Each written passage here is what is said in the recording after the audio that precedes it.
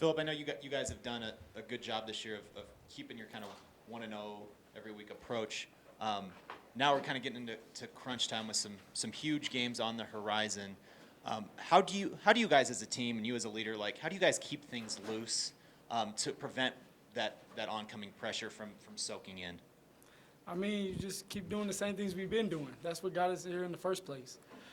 Everybody just needs to continue to hold each other accountable, hold themselves accountable, and everything else will fall into its place.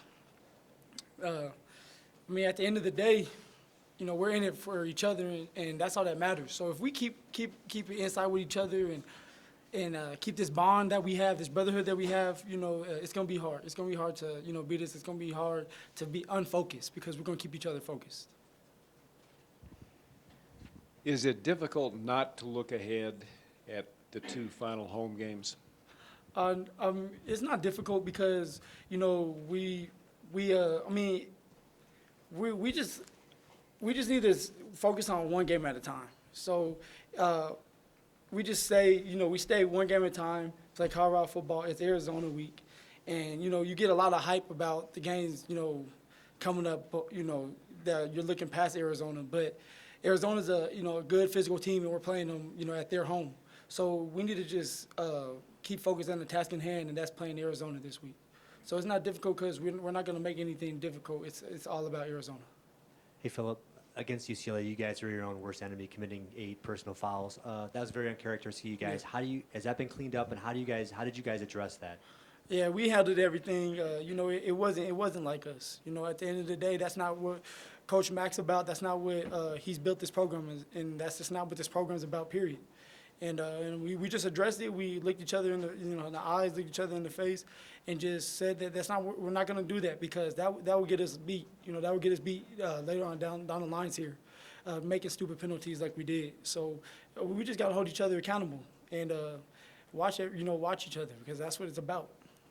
Hey, Phil, Arizona just got their teeth kicked in by Washington State. How tough is it to go play a desperate team on the road like that? I mean, it's very tough. They're going to give us everything they got. Arizona's a very physical and they're a talented team, and they're looking to knock us off and win their game. That just like we did for the past years. We always went into a game ready to win. And that's not going to change for them either. So we just need to go in there and play football. It's another game, and we got to go out there. And the offense needs to put up the points that we've been doing in the past, and we need to start gelling, and we need to get back to playing Colorado football. Hey, Phil, to follow up on that, what does the offense need to do to get their groove back and start gelling? I mean, sometimes you just get on the lull. You can't control it. We just got to go out there and execute. That's just period. You just have to execute. I mean, our defense is playing phenomenal right now, and we just need to take pressure off them by moving the ball. And it's about getting that first down and just keeping drives alive. When we do that, then we'll score. Phil, you had significant receiving yards as well as rushing yards. What was going on that made that possible? Was it what the defense was giving? Yeah. What evolved in the offense that you were able to contribute that way? I mean, it was pretty much what the defense was giving us. The defense wasn't trying to have our receivers go deep on them and stuff. That they were trying to, they had us doubled up and doubled up a lot of times during the game. So we kind of took what they gave us, and a lot of times they left me open, and I was able to, Kestefa was able to find me, and that's just it. Of course we want to be able to move the ball downfield to our receivers. That's the goal all the time. But sometimes when you're playing double coverage, it can be tough.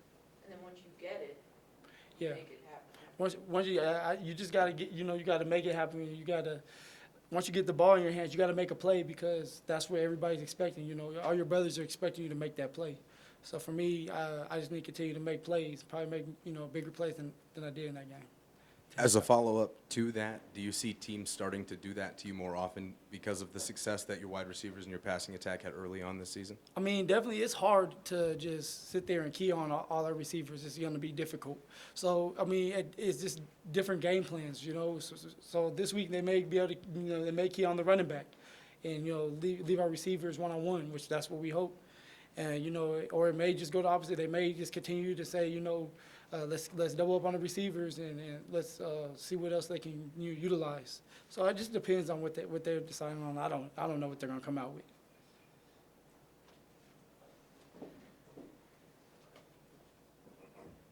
Phillip, you talked about accountability earlier as it related to the personal fouls and the general nature in which you guys played or didn't play against UCLA. Does that accountability come from coaches, or is that self-policing within the program? Can you give us a sense how that works? I mean, our coaches are doing a great job. You know, that's not Coach Mack's character right there that we shown that Saturday. I mean, it comes down to the captains. Honestly, it comes down to the captains of our team, and that's, you know, myself, Cepho, George, Jeremy. I mean, the people that they elected for us, our own players elected. We got to be able to handle that, and that falls on us. So we got to go back, which we have, and it's not going to happen again. So, you know, people don't got to worry about that, and we just got to continue to play Colorado football. Phillip, knowing what you guys have done so far this year and knowing what's still in front of you, is there a sense amongst the offense like, hey guys, we've got to pick it up because nobody wants to be the weak link at this point of the season with everything on the line? Oh, definitely. You don't want to you don't want to sit there and leave your defense out to dry all the time, because that doesn't feel good. Like, you guys, we know each other on a more personal level, and for them to go out there and put their body on the line for us to get the ball back, we have to help them out and score points. And we just got to get back to our groove. That's it. And we will this week, just because we're more focused already. It's a more focused team right now, and we're hungry, you know. And that's what I feel like in the past couple of games we weren't as hungry, or we just didn't show it as much during practice. And what you do in practice shows up on the field. And what we did in practice for the past, you know, couple of weeks wasn't what we were used to. So this week we kind of went to square one, and we're starting, you know, we're getting that groove back. Any last questions for Phillip? All right. Thank you, Phillip. Thank you. Thank you.